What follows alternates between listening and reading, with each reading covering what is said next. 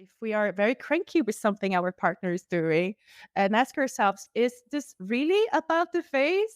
Or is this something else going on in this relationship that I'm not knowing how to articulate and I'm using the face to use that energy that is stuck inside of me?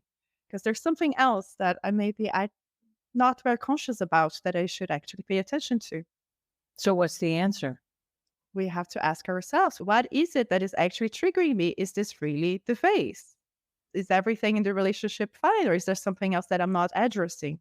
Mhm.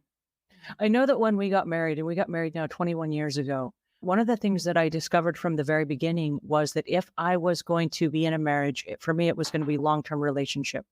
I wanted to make sure that I wasn't always nagging because I've seen families and I've worked in homes for years where one partner nags the other one continually. And it's really not pleasant for the person that's doing the nagging or the person that's receiving the nagging.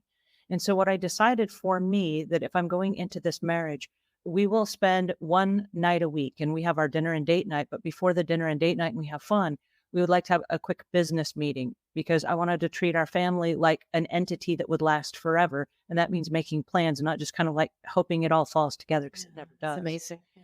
And in that little meeting, we each gave the opportunity you can change one thing about me this week. If there's one thing that you wanted to bring up that you hoped I'd work on during the week, you only get one thing. And that way we're not nagging all during the week, but during that one time during the week, I know that I get to come forward and say, the way you do this one thing kind of has me on edge, right? And if the other person loves you and they care, they will focus on that one element during the week to try to make your life better. And over the course of a year, there are 52 chances of them trying to repair whatever's going on, right? What I found for myself was that instead of nagging all the time, I was like doing this mental mathematician thing in my head where I was like, okay, on a scale of 1 to 10, how important is this thing? How important is this thing? And if I only get one on Tuesday that I get to bring up, which one am I going to bring up at the meeting, right? Yeah. So then I can let the other one go because that's not going to be the focus of this week's little thing that I'm going to bring up, right? Yeah.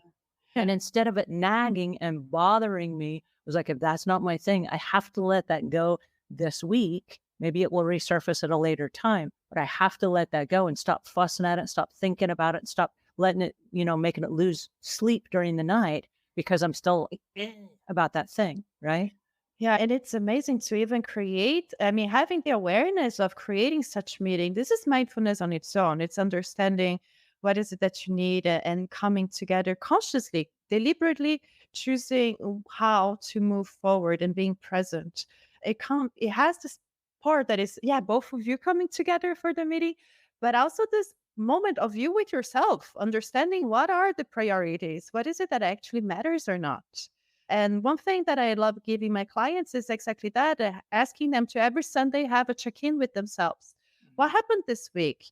What worked this week? What didn't work this week? What am I grateful for this week? What were the highlights? Or what is it that I would like to change for next week? And understanding our responsibility in everything that happens to us, the good stuff and the bad stuff, because we all have some responsibility in everything that happens in our lives.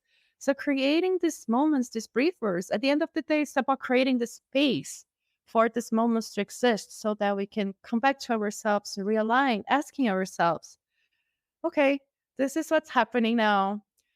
This was the best moments of the week were this. The not so good moments of this week was that.